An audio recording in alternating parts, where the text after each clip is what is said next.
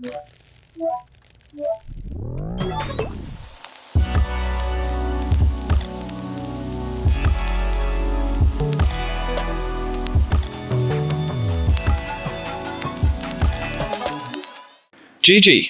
how are you? Hi, very good. And welcome to both sides. Wonderful. It doesn't feel so bad, does it?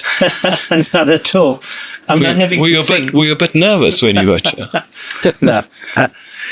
We're going to talk about your books, and we're going to talk about ginomics. But before we do that, tell us a little bit about your upbringing and how, everybody's upbringing, obviously, is the initial creation of the individual. But yours was quite different. Yeah. And how did it lead you on your current path? So I grew up in a mud hut in a Zulu village. My parents were political activists and community workers, and they built a mud hut, no running water. Well, I say there's no running water. We had the Tugela River ran in front of our house, and we washed in the Tugela, so lots of running water, but not out of a tap. And my mother taught us at home. And we basically grew up like Zulu kids. We were very poor, poor in terms of material possessions, but very rich in terms of culture and lifestyle. You say we? You were an only child? You had a brother, right? So a younger brother. And we the luxury of my mother teaching us at home is that we'd finish school very early, and then we would run off and hang out with the local Zulu kids, herding goats, hunting, and so on. So I guess in terms of shaping my life, I said to my father when I was quite young, I said, "Will you send me to university?" And he said, "I can't afford to send you to university, but I'll prepare you for life in Africa." And I never managed to go to university. But I think that preparing me for this life in Africa, and I've spent my life in these kind of rural and township spaces. When I finished school, I was a political activist, very much in kind of land rights and stuff in the mid to late 80s. And then, I moved to the city, and I wasn't qualified for anything. So again, I moved to in Msinga, they call Johannesburg Wandonga Ziyaduma, which means the place where the walls thunder, because it's a loud, scary place. And I used to hang out at the hostels like JP Hostel and George Goss hostels, and places where Johnny Clegg and Sipho, used to dance and probably inspired some of their songs. Yeah. Yep. I started as a bricklayer, and then ended up recognizing there was an opportunity in kind of being able to access spaces that were invisible and scary I just for want people. To take you back to your mom educating you. Yes. Right? Was this, obviously it wasn't homeschooling as people understand homeschooling today. There's a syllabus, there's a curriculum, you still have to write exams. But you learned to speak, obviously, isiZulu, other languages. What did this education consist of? So my mother was a journalist, and that's how she actually originally met my father. And she kind of covered the kind of political stuff so she was a very reluctant teacher.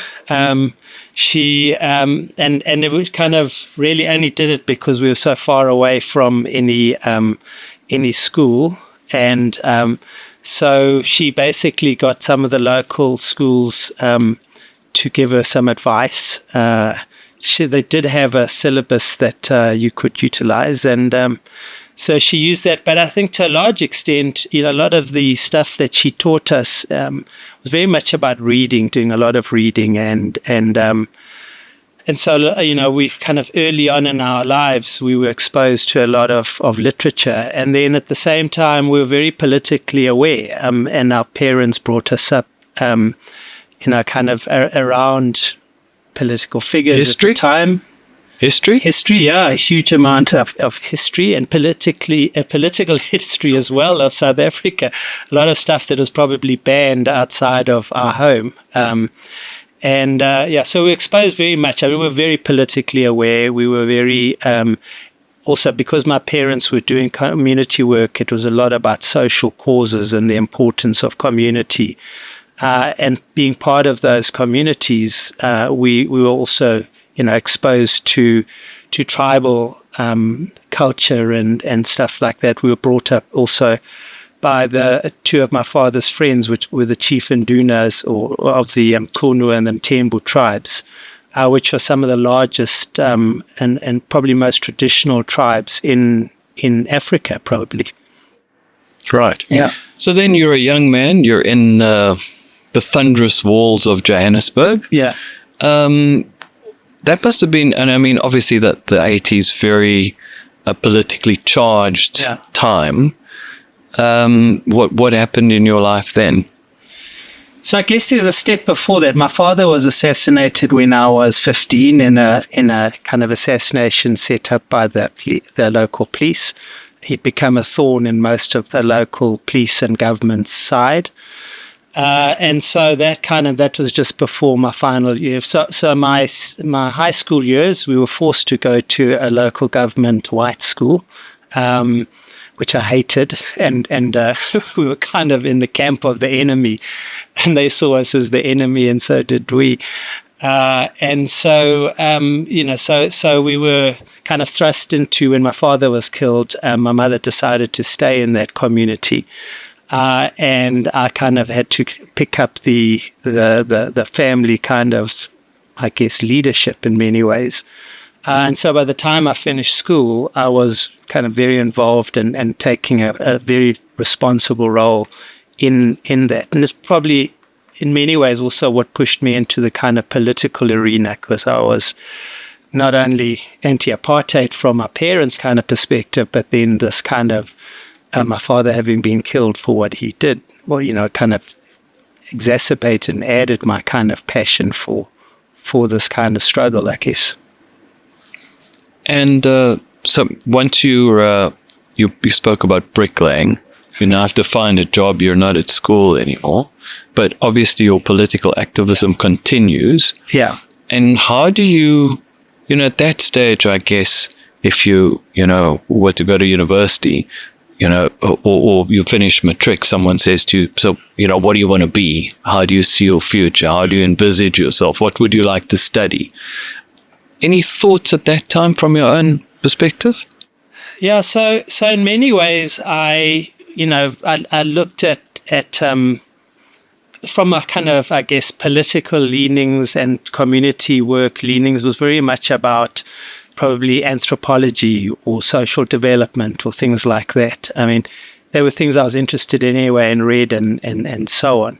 If you'd said to me I'd have gone into business in Johannesburg, I would have said never ever, because I really believed in a kind of this, first of all, political change, and second of all, kind of community development, of getting people out of poverty and into completely changed society, which at the time, I mean, in those 80s was massive oppression politically, but equally economically. Most of those people had been forcefully removed off white farms and white areas in what the government called verblanking, which was the whitening of the land, and they were dumped into these terrible places. Msinga was one of the worst areas for this forced removal, and it resulted in massive social strife, but poverty as well, because people were literally just dumped and overpopulated in very arid places. So that was kind of what my thing was, how do we change this? First, get rid of the government of the time, and second of all, how do we transform this society? Which kind of quite a juxtaposition to where I ended up. Well, not necessarily. We can talk a little bit about ginomics now. You've written, several books.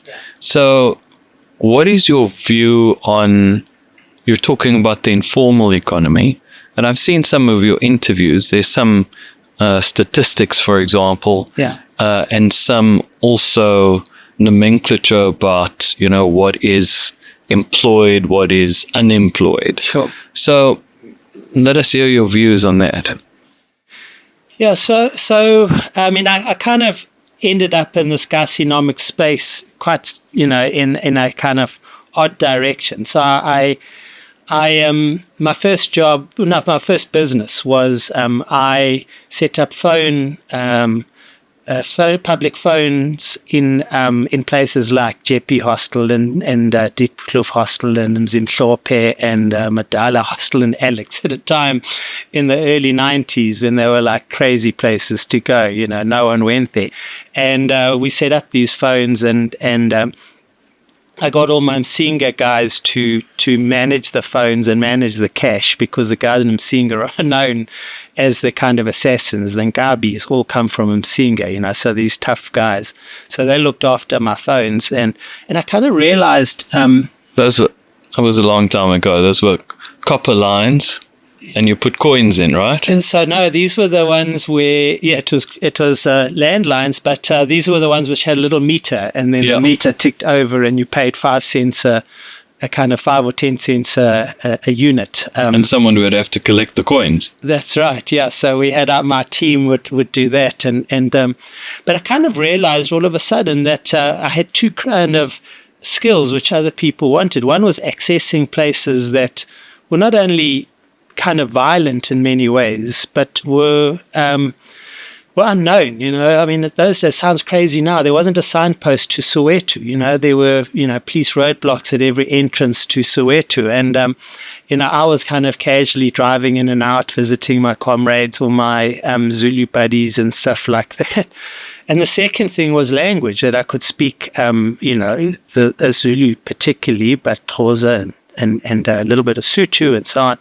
And, that this was a space that one needed to get into. And so, kind of long story short, I started with two of my comrades from the kind of political space, Sandile and Jabulani. We started a company which was called Minanawe, which means Minanawe Marketing. Minanawe means you and I. It was really about kind of marketing in a way which understood people and connected with them. And at the time, no one believed there was a business in the townships. So we struggled to get business. People like Unilever and South African breweries were involved, but very few others. And so we invested a lot of time trying to understand these economies and understand distribution. And what period was this? This was 90, kind of 4, 5. So just after the democratic change. That's right, yeah. So it would have actually been just after 95. So we basically, needed to understand, because everyone said, it was just rows of spaza shops or shebeens. And we wanted to understand more about it. So we invested a lot of time in that and really got to understand that space. And so when I, when I wrote Ginomics, I was trying to change this concept of informal economy, or even township economy, because it implies, small scale, unstructured, low income, low turnover, low profit, and so on and so forth. And yet we'd suddenly, kind of built over time this real understanding that there was a massive economy across every sector. I mean, if you take a mirror to the formal economy, you'll find every single business sector represented in the informal economy. They just operate very differently, and many of them are very, very lucrative businesses. So the idea behind Ginomics was to say it's not an informal economy, it's actually an economy. And we built, on the word Gasi, which became the cool word for the townships. And the whole underlying thing about Ginomics is that there are huge sectors out there. I mean, I have just the figures I have access to is probably R1 trillion a year sector across everything from fast food is a 90 billion rand a year sector. The spaza sector is about almost 200 billion rand. But then there's odd things like the muti sector, traditional herbal medicines, an 18 billion rand a year sector.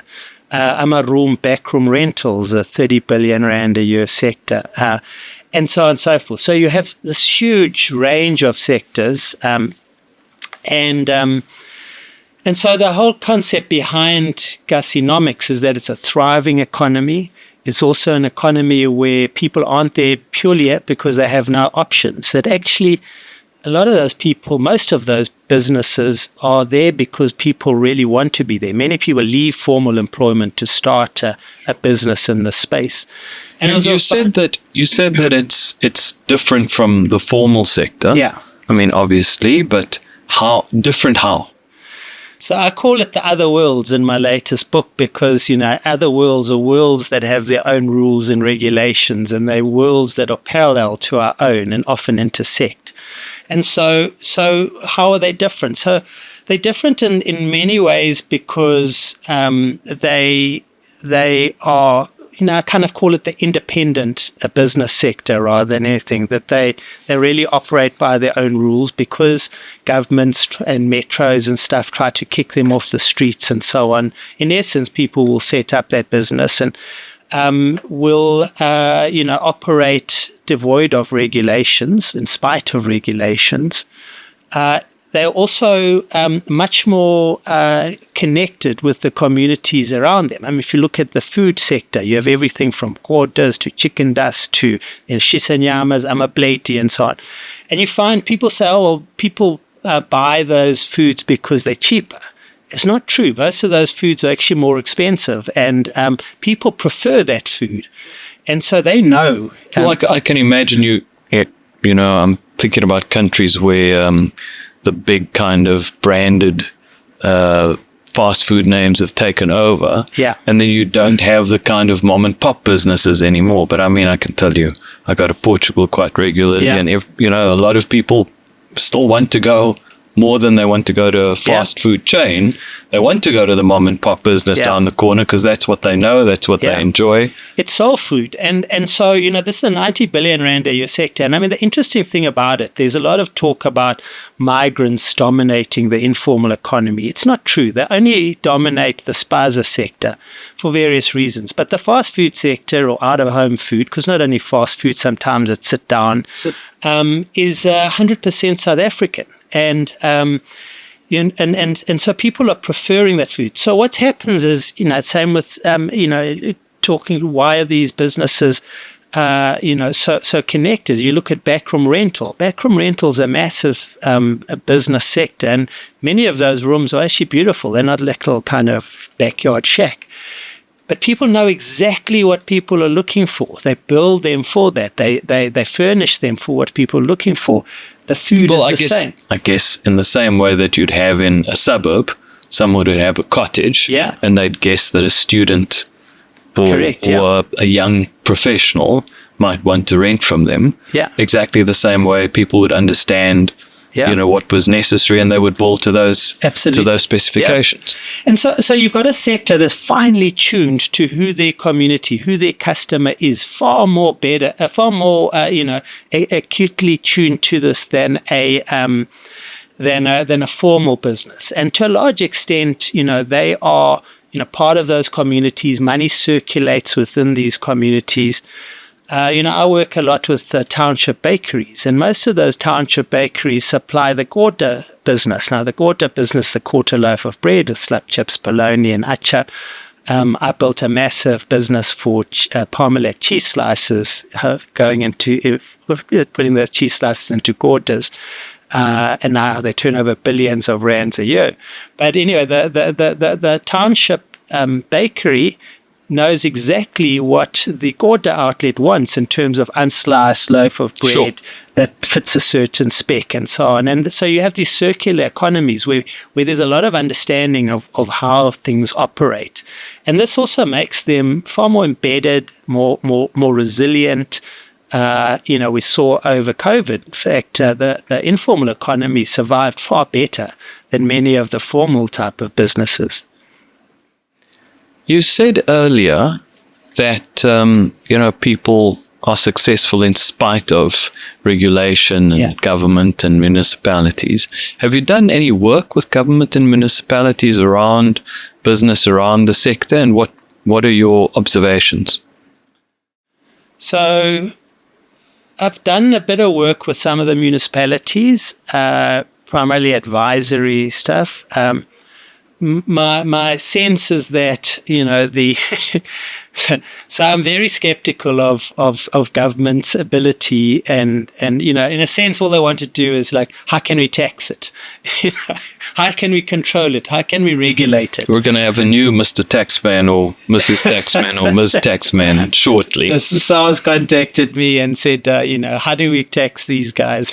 That's another story. But anyway, so I think that, I've kind of said, I went from a political activist to an economic activist. And part of it is I believe the real opportunity is not through government. Part of what government should do is just leave the sector alone. And when it comes to formalizing, we need to formalize the parts of those businesses that makes them that will not compromise them, and leave the part of informality that will enable them to continue. And I often use the example of a hot dog stand in New York City. A hot dog stand's an informal business, but it's formal in the sense that it's got a permit to be there. You can pay by card. It's a multi-generational business. Many of those people have run it for generations, but they're able to sell their rights to it, and so therefore create wealth and so on. But if you move them off the street, they would fail immediately. Why would you go to a taco stand, a taco restaurant when you go to a taco stand in Brooklyn, right? Exactly. And so this is what I say about informal businesses. There are parts of informality which make them successful, and there's parts of informality that compromise them. And then if we need to work out what those things are, government just can't wrap their heads around this concept of hybrid formality. It's either we formalize them, they register for CIPC, they pay a lease, and so on and so forth, or not. And in lies the problem of them. So, I focus very much on non-government organizations that are involved in that sector. But very little with government. I'm very big skeptic of their capability. I'm going to move away from that now and talk about your travel blog. Yes. Are you on a motorcycle? Yeah, that's one of my passions. So my travel blog's called the G Spot, which I found I got lots of spam for it. But my passion is traveling around Africa on a motorbike. Where have you been? Where haven't you been? Yeah, well, it's my adventure motorbike. I've traveled through to Kenya, my wife and I, and back from Kenya. How long does that take on a motorcycle? Well, we took a few weeks because we kind of dawdled along on Lake Malawi, so it was probably about 3 weeks there and 3 weeks back, and then I've traveled throughout, a lot of Lesotho and Zululand and Namibia and Botswana and stuff like that. So it's an amazing thing. When we went through to Kenya on a motorbike, you're not like in a car closed off and stuff. So you interact with people far better, and they find you far less threatening, as in a big 4x4 and stuff like that. So every police roadblock, they kind of chatted to us and then waved us through, and it's a very different way to experience Africa. I guess we've watched a lot of television with people traveling across India, and it's a very, very, or it seems to me like a very different experience, even though you're still on wheels, right? Yeah. But it's, and also the way people act with people who are on a motorcycle, the type of individuals they think they are, Also, in most of it's now happening with 60/60 and stuff in South Africa. But when we went through to Kenya, there were everywhere outside of South Africa, there's huge amounts of motorbikes. And in East Africa, they call them the borders. And these borders are like the delivery bikes, but also the local transport and stuff.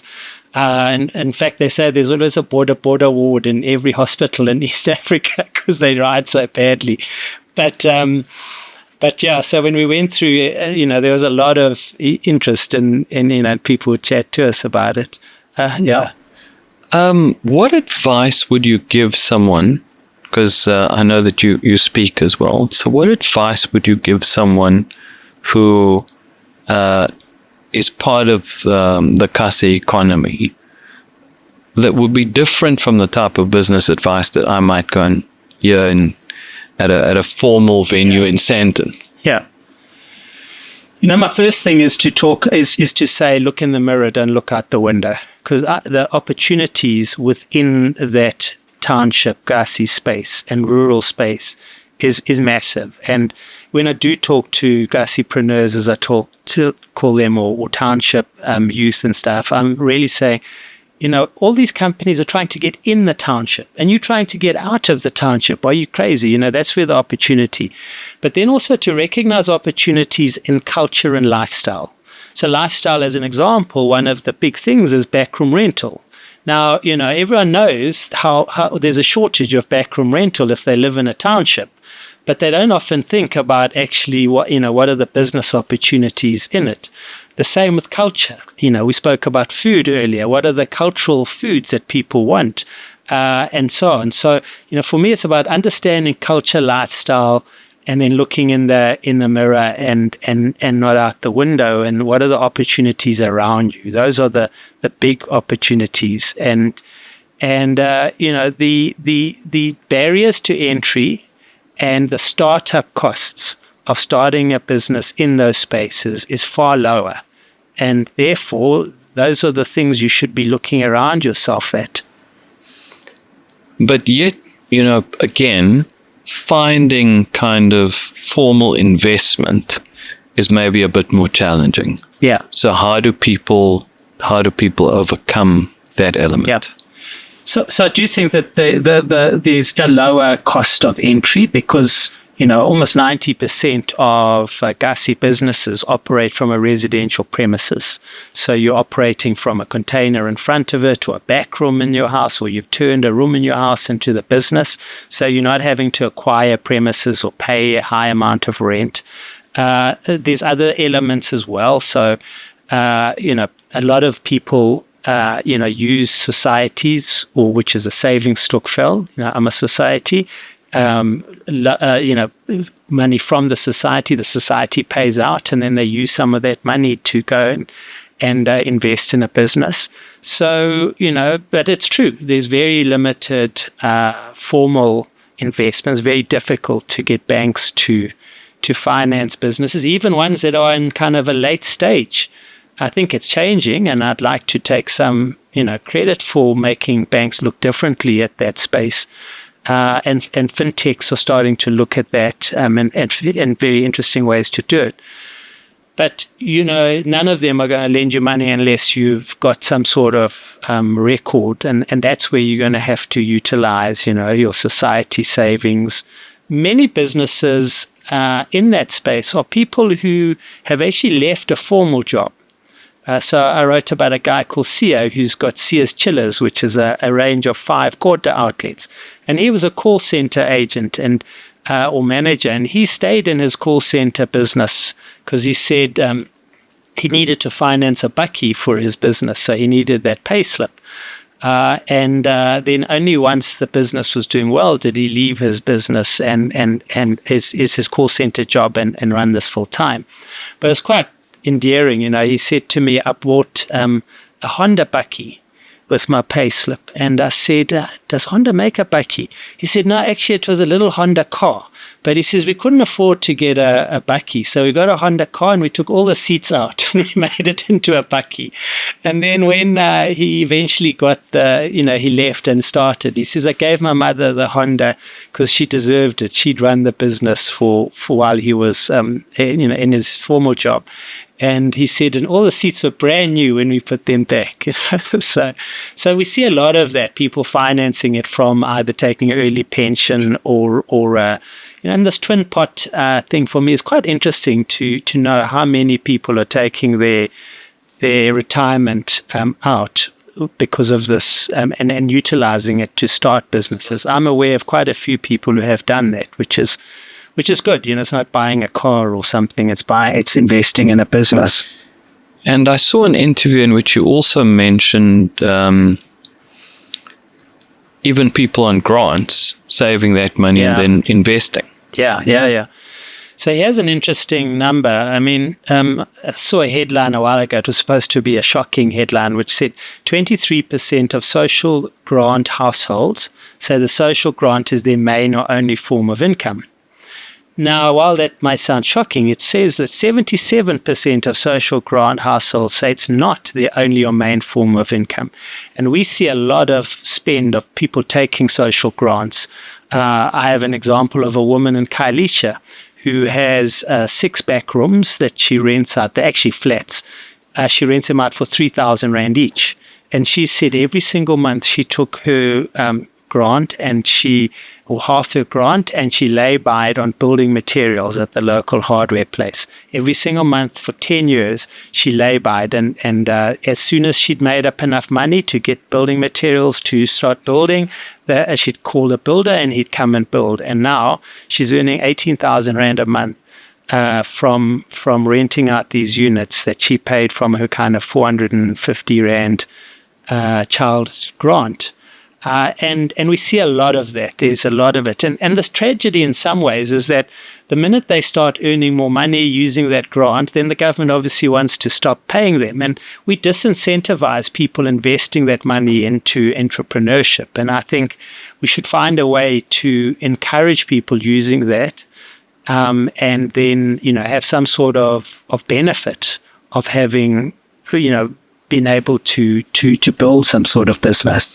You've also been very positive about the sensibility of entrepreneurship in South Africa, which I think too many people are almost not aware of. That they you kind of see these things as side hustles, to kind of get you through economically, when in fact, a lot of people have turned those side hustles into their main form of income. But also it shows that people are, if not unhappy with their lot, then wanting something better for themselves, for their families, and they're willing to either come up with a clever idea or work really, really hard in order to get there. So that's one of the reasons I wrote the Ginomics books, and particularly my latest one, Ginomics Unleashed, was and it's what the inspiring entrepreneurs or Gasipreneurs in the space. And the problem is that, I wrote about a guy called Dati Sam. Dati Sam was a librarian at UNISA, and he took early retirement to run a bakery because he found his side hustle was making him really good money. So he took early retirement and he converted his garage at his home in Soweto into a bakery. And he runs a very successful bakery and has now opened a second one. Now, Steve Jobs started his business in a garage, and we celebrate Steve Jobs. And we don't celebrate Ndade Sam, who started his business in a bakery. And actually, Ndade Sam is a far more inspiring entrepreneur in a South African context than an Elon Musk or Steve Jobs. And actually, we have many people like Ndati Sam. And what we should be saying is, how do we help Ndati Sam get out of that bakery, out of that garage bakery, just like Steve Jobs did? And one of the things I found when I talk to Gasi youth and stuff is that I give examples of people like Sam and many other people who've done very well in that space, because they need these role models. They need these aspirational characters who are making money in this space, who inspire them to say, I want to be like that. Because we look at it as a hustle. Or why has that person stayed in the township? Oh, shame. The more we can change that storyline, because it's a true story. There are many people making lots and lots of money and very successfully over many years. And the more we tell their stories and the more we bring them to the fore, they become the role models that young people say, I want to be like that and I want to invest. I think that's your next book. I think that's definitely your next book. Yeah, but we're in a country that needs more role models that are achievable and within reach, and yet, make people think differently about different sectors of the economy. Well, thanks so much for joining us, and I'm certainly wish you and everybody who's doing that work in your sector the best. And I think you're absolutely right. We always hear this kind of one country, one economy. It is one economy, but we need to understand and have the proper lens for understanding, or we're It's just going to be a case of kind of foisting ideas upon people rather than understanding them a little bit better and what their needs are. Yeah, and I think the reality is worldwide, no one is getting formal employment jobs. So why is it going to suddenly happen in South Africa? And in recognizing that, it's not only the informal economy, but it's this gig economy, it's this entrepreneurial space. And that's where the real opportunities lie in terms of transforming our economy. In many ways, this is the future of economic activity. And the more we recognize it and find ways of adding more value to it, the better for our economy as a whole. Well, thanks so much for joining us on both sides. And thank you. I look forward to your next book. Wonderful. Thanks. Ciao.